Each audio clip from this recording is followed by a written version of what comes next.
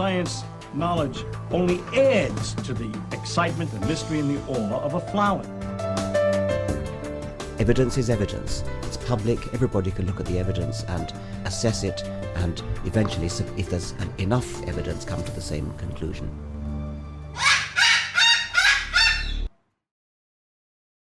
The Chloe Sanctuary hopes to give you insight into the health and happiness of your companion parrots. We hope to help you build happy homes using reliable and proven tools. The best homes are built on a rock-solid foundation. And the best foundation for a happy home is the bedrock of science. When we stand on the shoulders of giants, the scientists who have worked long and diligently to understand our companions, we can reach new heights of understanding. And understanding is the key to success. I think treated, most of these birds have a good prognosis, and I would say in... What does avian veterinary medicine have to tell us about our feathered friends? How can the tools of behavior shaping make our homes happier for us and our companions? Shake. How can we deal with biting, screaming, or other misbehavior? What is it like to live among parrots? Let them roam around about you and share a life with them. Of the Chloe Sanctuary for Parrots and Cockatoos, a nonprofit charity dedicated to the empowerment of captive parrots and public awareness.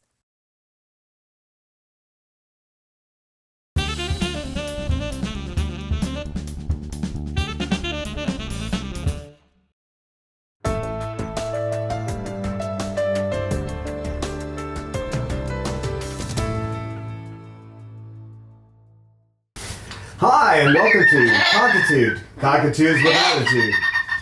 Episode 70, Babalu. Life passes so quickly. Live it to the fullest. Right, Bob? Today's episode was suggested by our patrons out on Slack in our team. And they want to know a little bit about what's going on with Bob, his history, and what's happening with his prolapse. And unfortunately, there's no cure for prolapses. You can slow them down. There are some surgeries that will, keep them alive for a while, but eventually they're going to die from infection, generally. And there's some other issues too that have come up with Bob. One thing it can do is affect their attitude about life, and so you have to watch the quality of their life really closely. And Bob's been having some problems there too, so we're working on those. But why don't we start in the beginning? In the beginning, somewhere in the mountains of Brazil, someone thought of a god, and this god's name was Babalu. And two of the characteristics of this god were that it could cure your insanity, and also Babalu could cause you to go insane. Bob's done that. Before he came to us, he was at an animal hospital, and they tried to rehome him 8 times. It didn't work. Every time he was brought back. For example, one time he went out, and the guy who adopted him left him in an office with computers, printers, and all that. Left him alone in there. Now, I've seen Bob in action. He can pull the keys off of a keyboard in less than a minute, every single one of them. He knows just how to hook his beak under. They go pop, pop, pop, pop, pop, pop. Kind of like pip, pip, pip, only this is pop, pop, pop. Right, Pip Bob? So he brought him back all angry because, this bird just tore up my office. And you did what? You left a cockatoo loose in your office? Yeah. So, you can see how he could drive people insane, right, Bob? Just, for example, just to give you a little what's going on today, I brought him in here. I've tried this before. I had a little work to do on the computer, so I thought I'll have Bob in here. Usually I have all the girls. And I'll have Bob in here for a half an hour. Lasted 5 minutes. He just does not like that situation. He wants to be on this couch. That's where he likes to be. It's his little domain on this side. He's being pretty good today. He hasn't tried to hurt anybody, have you? He's over here with his teacher. This is Lorelei. Lorelai's the one that taught him to preen. Before she started working with him, he didn't preen any other birds. Did you, Bob? He's actually having a good day, aren't you, Bob? He's my friend, he's my teacher, and my beloved little boy. He doesn't have that much longer, a few more years maybe. I say maybe because with his emotional problems, his quality of life is slipping down. So, you know, he's approaching his last days on Earth. And throughout this entire talk, I want you to keep in mind that I'm using applied behavior analysis. See that little turn where he went after Peaches just a little bit? That's what he's been doing. He hasn't hurt anybody yet, but he's been turning towards other birds and then lunging at them a little bit. So I got to keep an eye on him while I'm talking. But one of our patrons wanted me to mention this, so I'm going to mention it here and probably in a little short film or something. I use ABA. That doesn't mean that every moment of every day that these guys are alive, they're constantly being controlled in some way. That's not what applied behavior analysis is for. When these guys are all acting normally, well, actually, they're all kind of hanging out. Uh-oh. I see. That's Steve Jobs over there. That's Steve Jobs.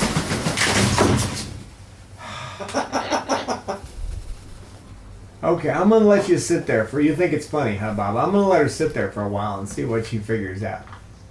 Because every time I do one of these, she just has to fly over there. The rest of the time, she doesn't do it. I'm probably going to put up a different poster soon anyway. But so it'll be kind of fun to see what she's going to do. What are you doing up there? Why don't you get off of there? Pippa, come here, Pip. Come here, Pip. Come on. Come on. Come on, Pippa. You can do it. You can fly over here. Come on, Pippa. Come on. Pip, Pip, Pippa. Pip, Pip, Pip. The Pip, Pip, Pippa. The Pip. The Pip. The Pip, Pip, Pippa. Come here, Pippa. Come on. Lorelei. Come on, Pippa. Well, maybe she'll just figure out that this isn't what she wants to do if she hangs up there for a while. She's not hurting herself or anything else, really. It's just a poster. But anyway, one of our patrons wanted me to say that, you know, these guys are, they're allowed to do a lot of stuff without any intervention. It's not necessary. If a bird starts biting or a bird starts acting up, getting into things it's not supposed to, then I'm going to use interventions. If they start screaming all the time, screaming, biting, going places they're not supposed to, that kind of thing, not listening to me. Well, come here, Pip. Bob, leave her alone now. Come here, Pippa. Come on. Get down. Come on, Pippa. Come on. Come here. Come on. Come on, Pippa. Come on. Come here. You can do it. You can just let go and fly. I know you can. You got wings. Come on. Come on, Pippa. Come on. Come on.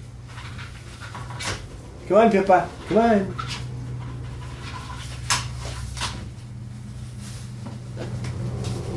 If you pull that little thing out, I'm going to have to get her if she's going to start messing with the pins, because I don't want her to get a pin in her mouth. I'm going to scoot in her beak. Excuse me. Bob, you got... No, Bob, don't. Don't. Get off the poster. Come on. Over that way.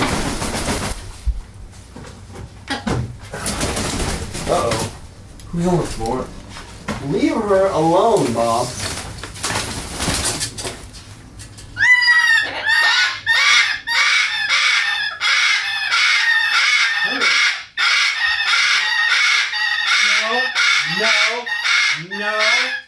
No. You hear me? I said no. Babalu! No. Back over here, Bob. Bob, get over here. Get down here and behave. Come on. Come on. Come on. That's a good boy. That's not a good boy. Leave her alone. Get up here. Get up here. You sit over here. You sit over here. You behave. This is how he's been getting with his pain. You can tell by his eyes, they're quite frequently oval, and a bird will either be aggressive when they have oval eyes or in pain.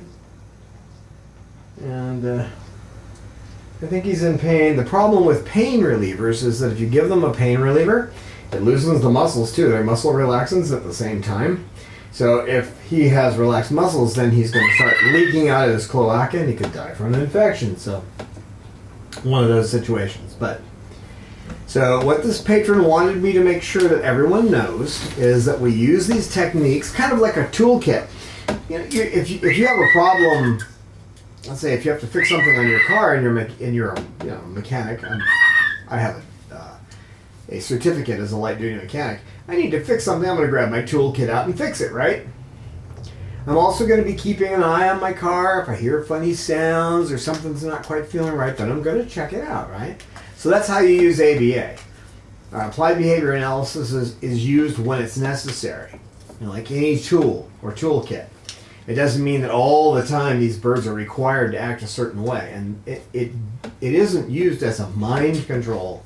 It's used to give them choices, kind of like kids. You know, you're going down in the grocery store, and you got your child is, I want that cereal, or I want this, or I want that, and then you give them two choices. Well, you can't have that cereal, but you can have this one, or you can have this one. You can have the Cheerios, or you can have the Frosted Flakes, and you give them a choice. Well, you should give a child a choice between Cheerios and Frosted Flakes. I mean, that's a pretty much no-brainer. But if the kid's wanting Captain Crunch, well, then Frosted Flakes are probably a better choice. I always like getting in trouble with the cereal companies. So anyway, I'm going to be watching him with ABA. I'm going to be doing quality of life assessments regularly, once a week because of his condition, instead of once a month like these other guys get. Sometimes they don't get that because I see no change at all. There's no reason to do a QL. So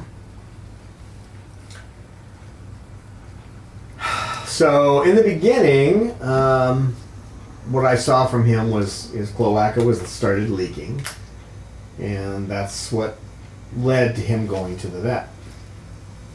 At the moment, he has just a little bit of leakage. He has been stitched up. This is his second time. He's gone almost 7 months now on this one. The first one was only 5. So the stitches are holding. He does have aggression problems. He has confused behavior sometimes and unfocused. And he wants a routine. He's pretty heavy in the routine thing right now.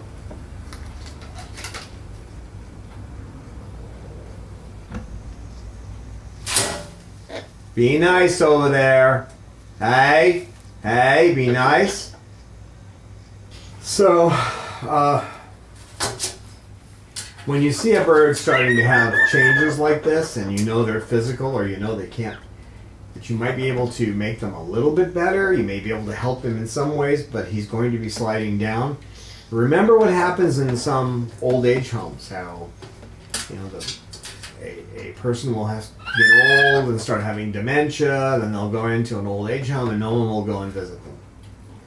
And, they sit there, they don't really recognize anyone, and nobody cares. Well, the problem with that is that you don't want to lose your love, your compassion, or your feeling for your companion.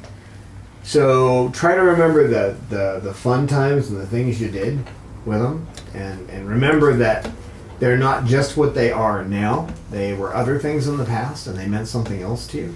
So going back to when I first met him, he was full of life. He was sassy. What they did is they had him in a cage outside during the day, and they would walk by to go get dogs and walk them, and they didn't pay any attention to him. The only time they paid attention to him, or at least most of them, he has one, Becca, who paid a lot of attention to him. So if he gets upset, he'll start calling for Becca. It doesn't happen very often, but he will. So most of them just walked the dogs and walked by him, and then when they went to take him out of the cage, he would fight them. He would lunge at them and open his beak, and he figured out, if I do that, they'll stop and I can stay outside longer. And it was true. They'd go get someone else and they'd have to try to work to get him in his cage. I didn't buy that from the beginning. He went to lunge at me, and I just put my arm closer to his face, and he turned his head away like that. That's not how it's supposed to work. You're supposed to get scared. So, so he'd been rehomed 8 times when I met him, and at the point we just started the sanctuary, and I didn't have any room. I was living in an apartment at the time when I started all this, and at the time I had Lorelei and Chloe. So we had foster parents, and this one foster parent took him, and that lasted about 2 days. He said, "Oh, he screams all the time, the neighbors are complaining," so I didn't have a place to put him. So what I had to do was I ordered a bunch of soundproofing material to put up in the apartment that I was living in, so I could soundproof the walls. They worked, by the way. I mean, I did soundproof it, nobody complained, but so I had to soundproof all the walls with this special material that I had to hang on the walls. It was quite a nightmare. But in that process, as I was waiting for the material to come, and as I was putting it up and arranging everything and making flight areas for him, and that fun stuff, I was going to visit him. This took about 3 weeks. I was going to visit him every couple of days and talking to him. He was back at the animal hospital.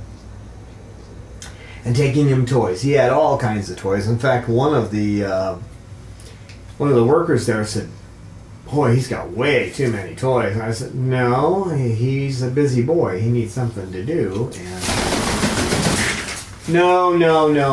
Pippa, get off that. Pippa, no. Come here, Pippa. Pippa, what are you doing up there? Come on. I'm sorry. Get off there. You little pest. No, don't you dare. Don't you dare. Get off. Come on, Pippa, get off there. Pippa. Babalu, no. Pippa.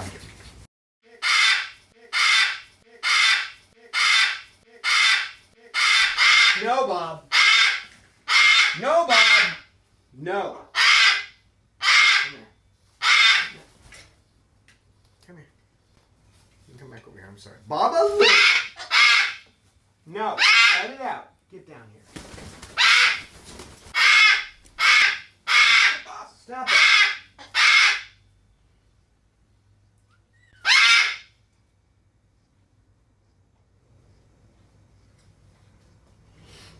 So I was going over there and giving him toys and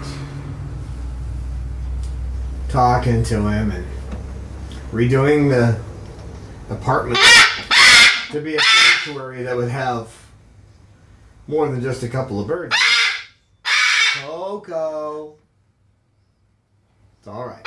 Coco. Coco. Shh. Darn it. Don't you move.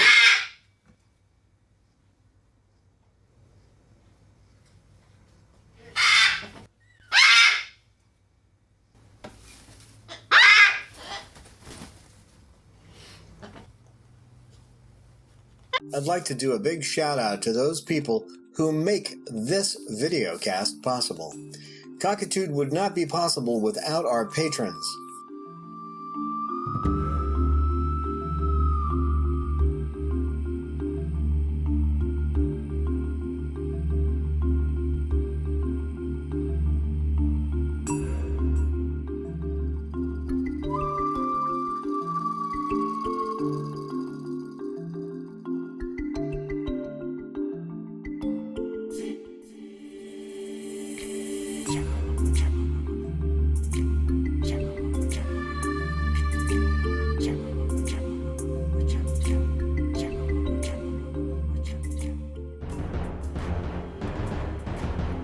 And a great big welcome to our newest supporter, Cameron H.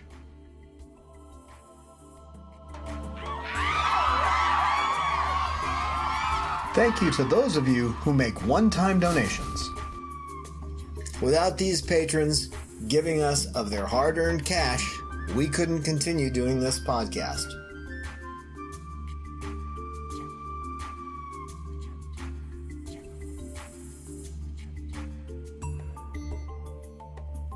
I'd like to urge you to please give us at least $1 per episode. We do 2 episodes a month.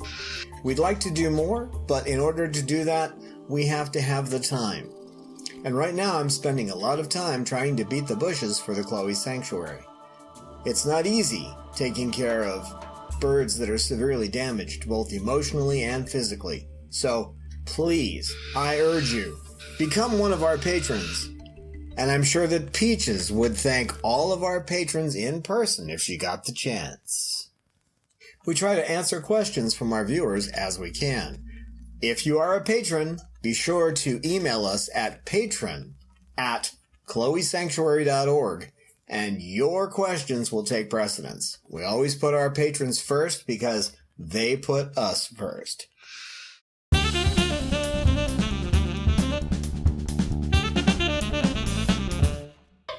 Calm down. Hey, baby. Hi, Coco. You guys, can you calm down? So what Bob taught me a lot of things.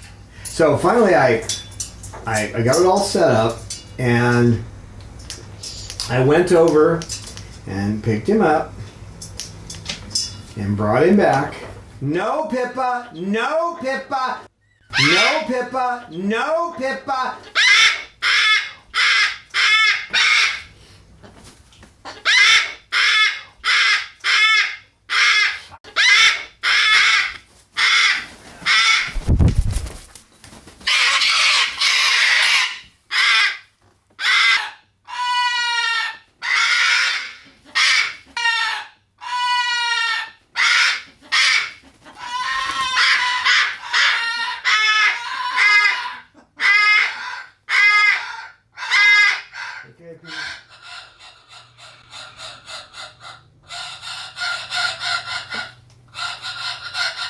Calm down.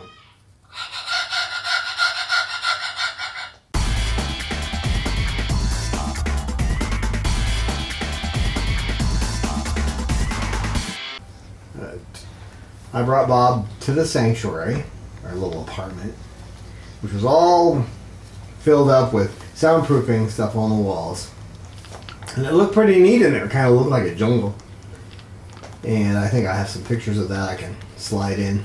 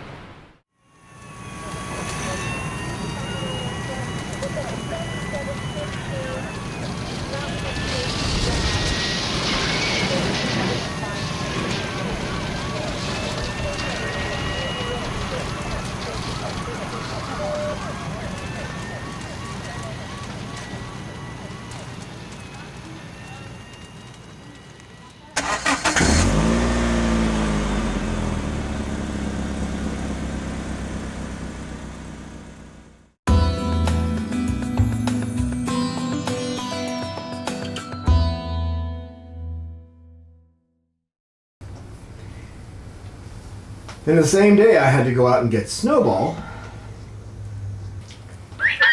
What was funny that day is when I brought him in and we had Murray, she was an African Grey who died of old age. But what Murray said was quite funny. She looked at me and the only time she ever did it, she called me a name. She only did it once. I can't repeat what she said, but she only did it once. And I was so shocked because I brought in 2 cockatoos. Her attitude was like, "What do you think you're doing?"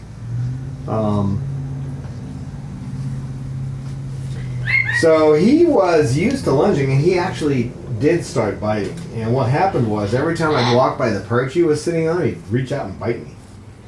And then, so I figured out that what you had to do was when you walked by him, you had to stop and talk to him, and then he wouldn't bite. He just didn't want people walking by like he had at the animal hospital. People had walked by him all the time. And that was his problem, so I stopped and talked to him, and that was no issue. Well, one day, Lorelei used to taunt him a little bit. She was just a baby, so she'd taunt him, dive bomb at him, and one day he flew up, and she flew way up, and he landed on my back, and he was just trying to hold on. He didn't want to fall, so he bit me on the back, and he just hung there. That was the day I overcame my fear of bites, because that was quite painful, and I couldn't figure out how to get him off my back. So,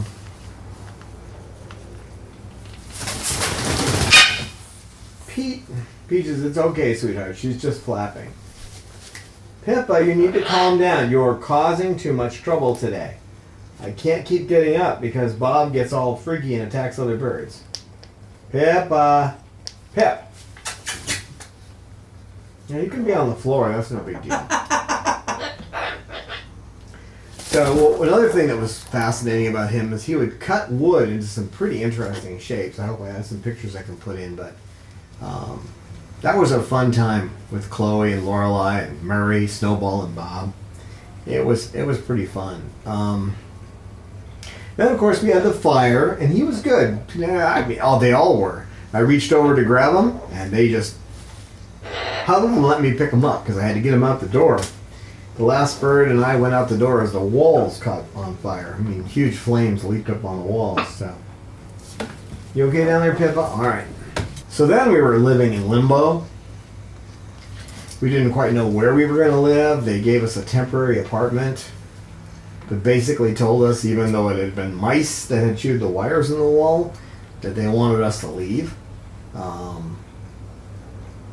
It's interesting too when you're in a situation, they always come up with some kind of a story. They were saying someone was complaining, they worked a night job and that we were too noisy during the day. I knew that wasn't true, but their insurance company probably said just didn't want us there because there were 6 birds in the house and 6 birds in the apartment. So their insurance company, even though it had been determined it wasn't my fault, nonetheless they wanted us out. So a friend of ours that I used to do computer work for, she just got out of the hospital. She couldn't get out of bed, and she needed computer work done. I went over there, and I'd been looking all over the place to try to find a place, and she said, "Well, have you looked in the newspaper?" And I haven't. So she hands me the newspapers. I'm going out the door, and there's one in there.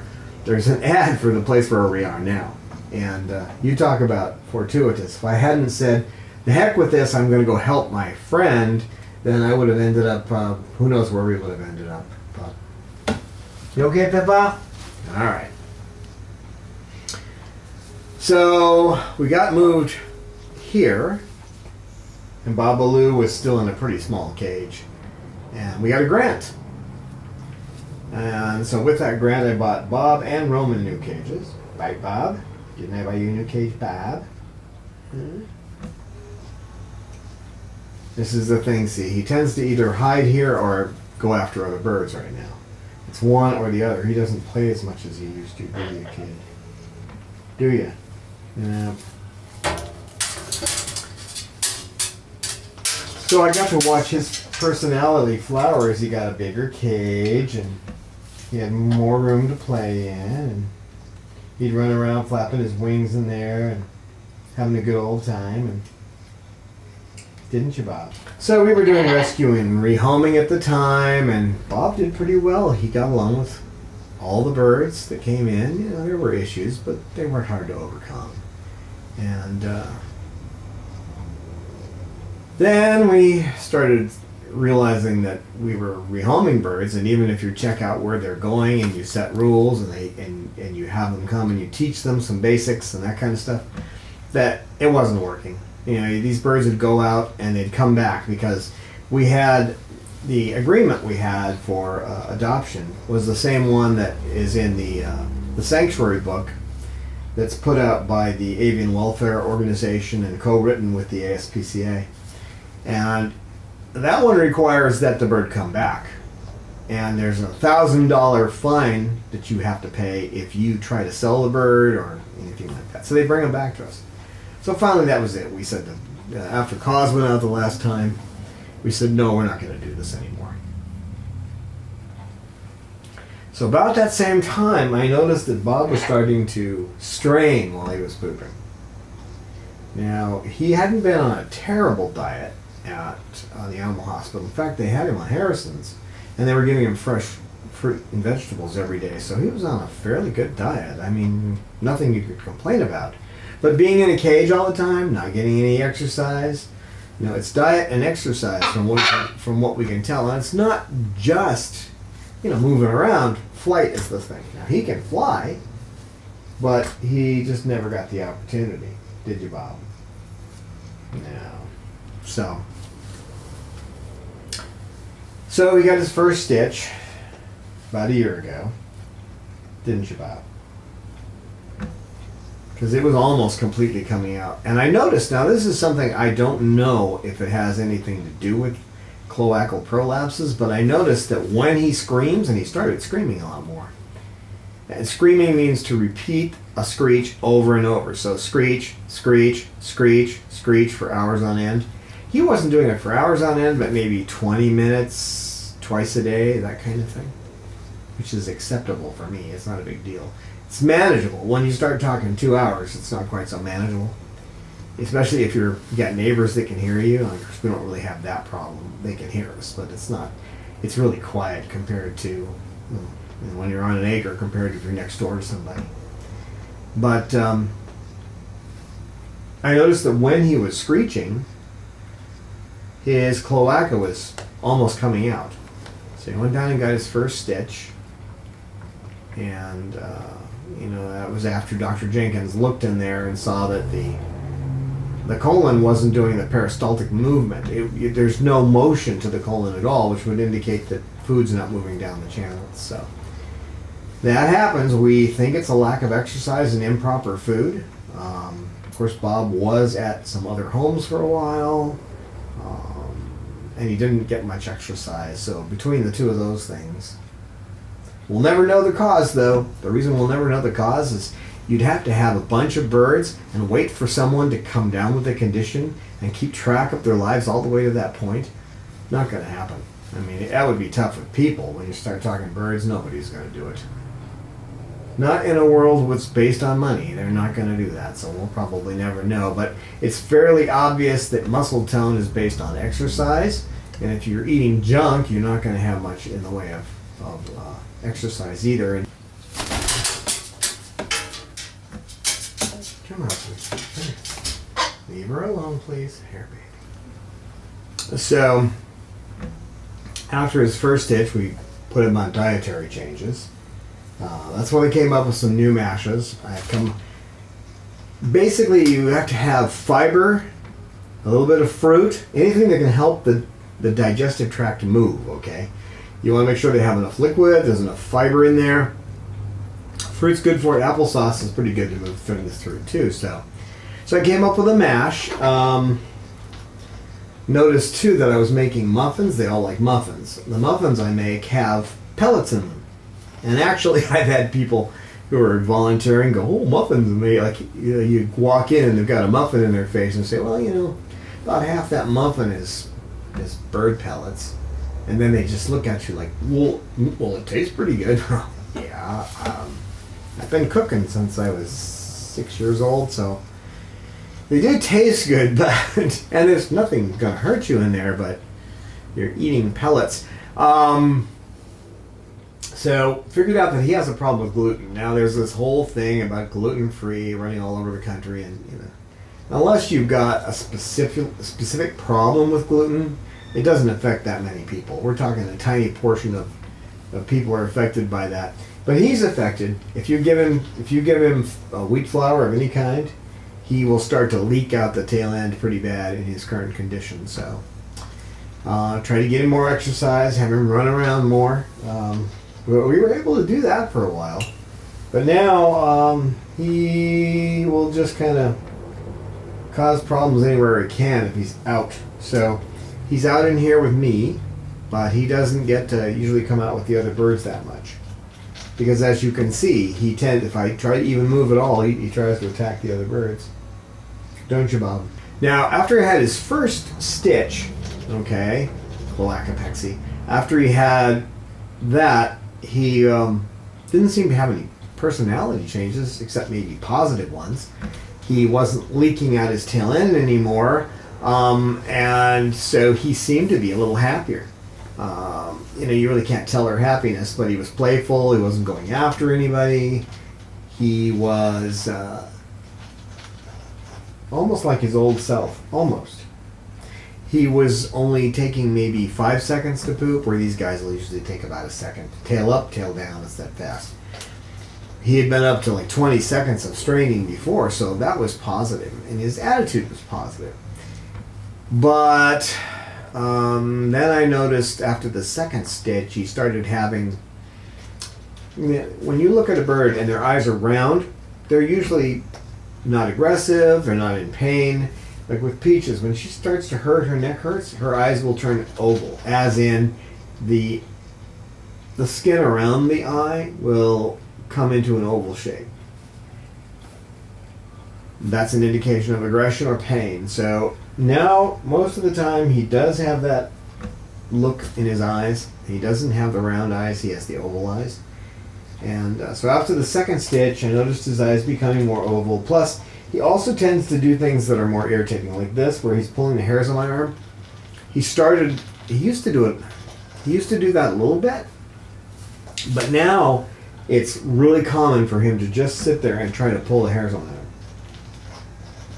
I've used a number of different techniques. Excuse me, Bob, please.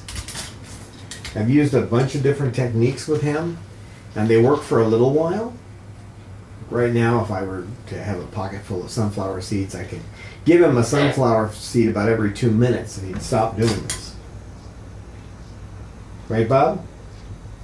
Bob. Nope. Let's put him up here for a second. Bob? Babalu? Kisses? Oh, you gave me kisses. You haven't done that today. Thank you. That's a good boy. You gave me kisses. Oh, thank you, Bob. This diving down to the side, this has all happened since the second stitch. He pretty much wants to be there. And then if you give him a piece of wood to play with, which he used to play with all the time, he'll usually only play with it for a second or two, then he'll go for the hairs on your arm again. So I'll keep handing him pieces of wood to try to get his attention, to get him to play with something, or hand him a toy. Put a toy over there. It worked this time. It's not working as well as it used to. He's also been giving me less eye contact. In the past, he used to pay much more attention to me and give me eye contact. Now when I'm talking to him, he'll usually look down or away from me. His recent blood work, his CBC, and his exam showed everything normal except for his cloaca. So there's, as far as we can tell, there's no physical problems other than his prolapse that's causing this problem with his behavior. Now, another thing that happened after the second stitch is he started screaming a lot more. He's taking longer to poop. Again, almost 20 seconds or a half a minute. And he's screaming a lot. So I had to take him out of the front room, even though we're on an acre. Constant screaming up the hill. The two people up the hill from us could hear that constant screaming.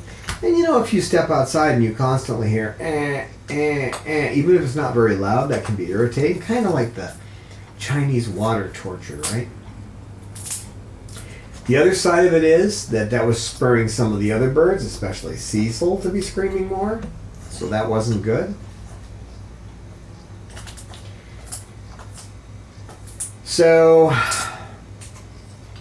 I had to move him in the back, and there were no bigger cages. It's a sleep area. So there was one big cage, which is his night cage, but it had no floor on it. So it was okay to leave him in there for overnight and take him out in the morning.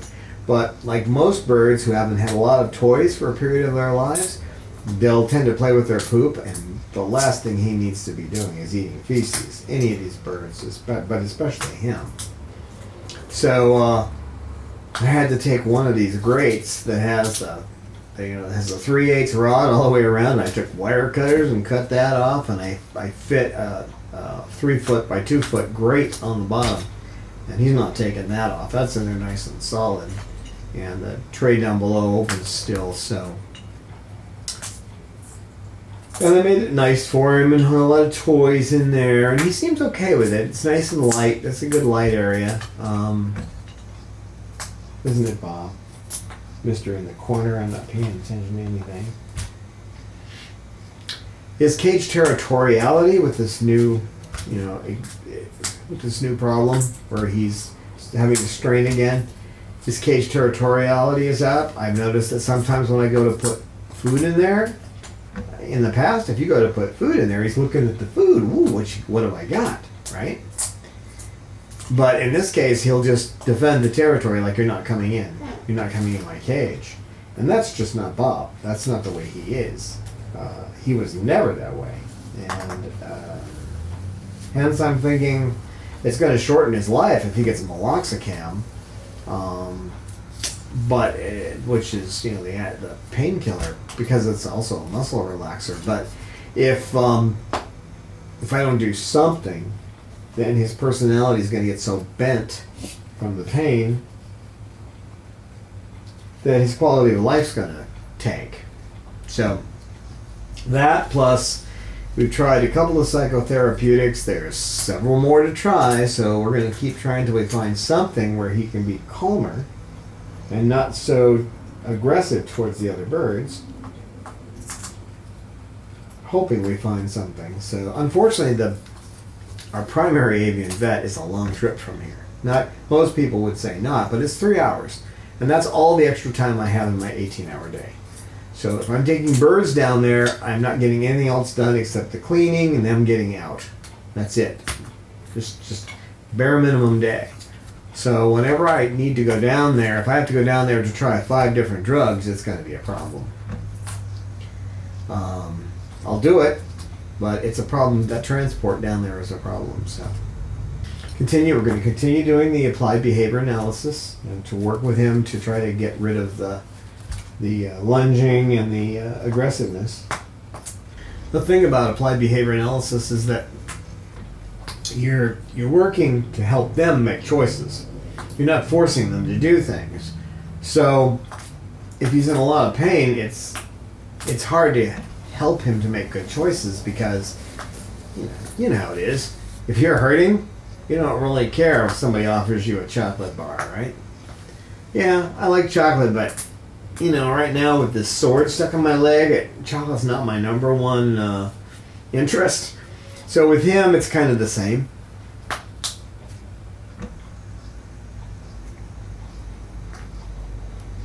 I'm also doing, as I'm always doing, I'm researching more on environmental solutions, things that I might do to make him happier.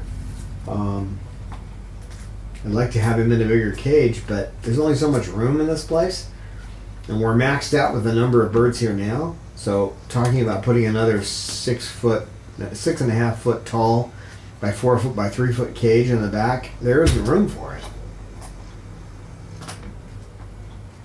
But it would be nice to have him back in a bigger cage. I'm not moving the one from the living room because Salamander needed a larger cage. Sal's much happier there. It stopped him from screaming so much. Just got to figure out. Bob seems pretty happy in the way I have his smaller cage set up. And that's a foot shorter. and a foot less wide. So, but he seems pretty happy. He wasn't happy when I first put him back there because he was screaming all day. So I just had to take him after the second day of that. I just took him and put him in his night. I put him in a small cage in the back. So when he started that screaming, I moved him to the back room, and he wasn't that happy. I mean, the way it's set up there is for night, so it's not really conducive to like a lot of light for them and stimulation and that kind of thing. So I had to rearrange things so that could happen for him. Right, Bob? And you're okay with it now, right, Bob? Bob says, yeah, I guess. Now, once a week, the idea is to reintroduce him to the flock, to see that he gets some flock experience like today. It's especially difficult. You won't see him in here, I don't think, for any more videos. I may have videos or little clips of him doing things with me and that kind of thing, but as far as in here, you can see how it can be a problem. If I have to get up for an issue, he's going to go attack somebody. So, and Peaches has an injured neck, so if she has the 6 fused vertebrae, so he knocks her off the couch, then this can be a real problem. I mean, she might get hurt in such a way that it could, might kill her or damage her further. So he's going to continue to have QOL assessments weekly, and it's important to check his quality of life, both his behavior and his physical. Going to try to keep my buddy here alive as long as I can. But the most important thing is his quality of life. And that's more important than my wanting to be with him. Because you can't help but love the little guy. He's a real sweetheart and he loves me. He's just sick, and he's sick and dying. He's only got so much time left.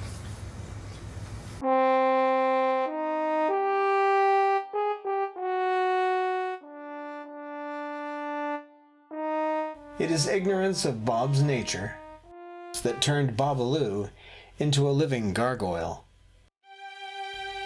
Bob's would-be parents made a hasty choice and found themselves in living hell, torn between guilt and frustration. I have seen the joy in Babalu's eyes now that he has a new life with me as his companion. To see Babalu love and trust again is worth the effort of a lifetime. But, once again, Bob is heading toward the pain of separation. My heart nearly broke the day I discovered that he was heading toward a cloacal prolapse, that his life will be cut short. To find love and acceptance and then have it stolen away from you by failing health is too much to bear. We can slow the progress of his failing health, but we can't stop it. He will need several surgeries, and eventually Babalu will die. We want to give him the best possible life until that day. His surgeries will become progressively more expensive over time. Won't you please lend Babalu a hand and donate to his medical fund today? Our donation button is on our webpage at www.chloesanctuary.org. Just be sure to say, "For Bob," in the notes when you donate.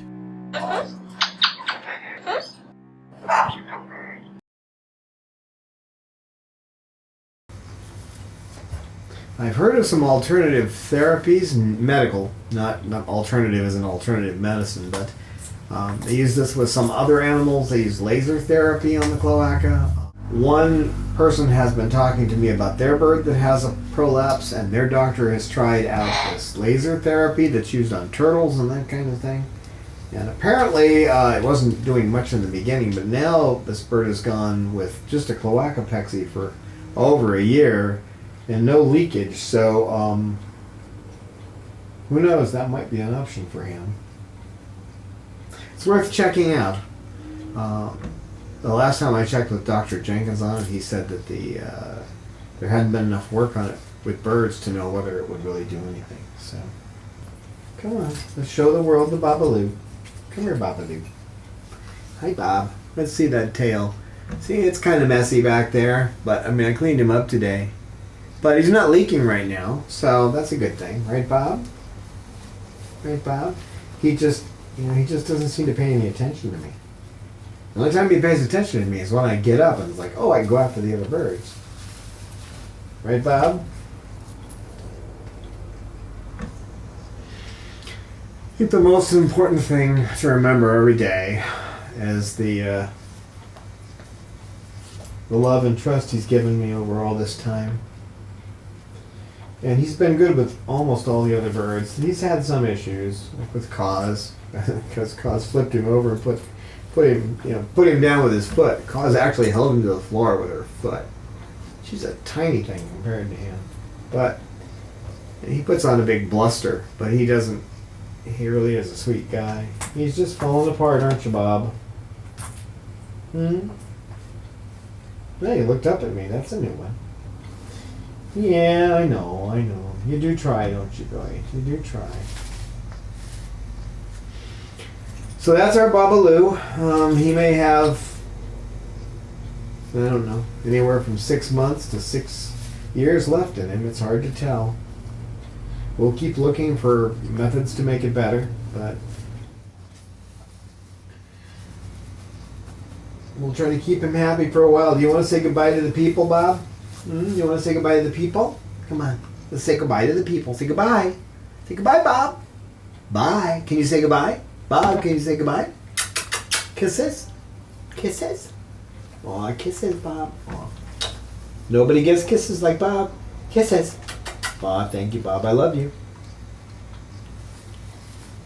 The hardest part, and as we're saying goodbye here, the hardest part is, in order for me to shut everything down with him in here, I literally have to take him out.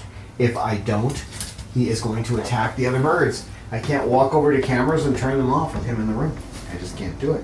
I'm sorry, Bob. I got to put you back here. I'm sorry. I'm sorry. I love you very much, Bob.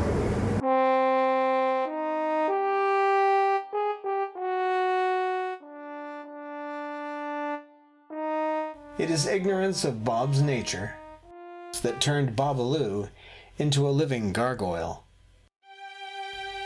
Bob's would-be parents made a hasty choice and found themselves in living hell, torn between guilt and frustration.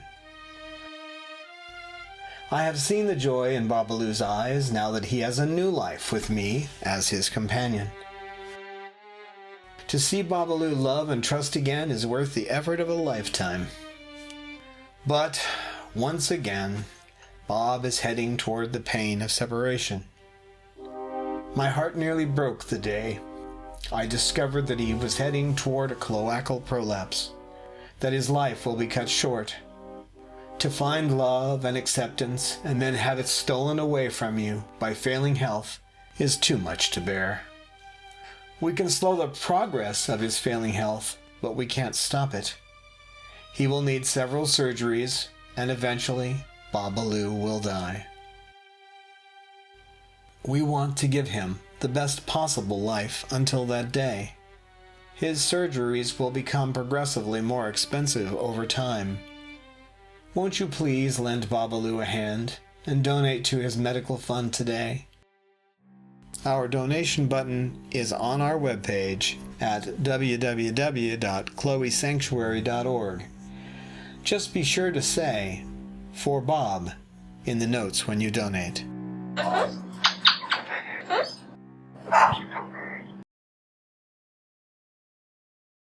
We welcome your feedback on our videos. We look forward to your insights, tips, questions, stories, and pictures. You can email us at cockatude@chloesanctuary.org, reach us on Twitter @ChloeSanctuary, and join with us on our Facebook Chloe Sanctuary page.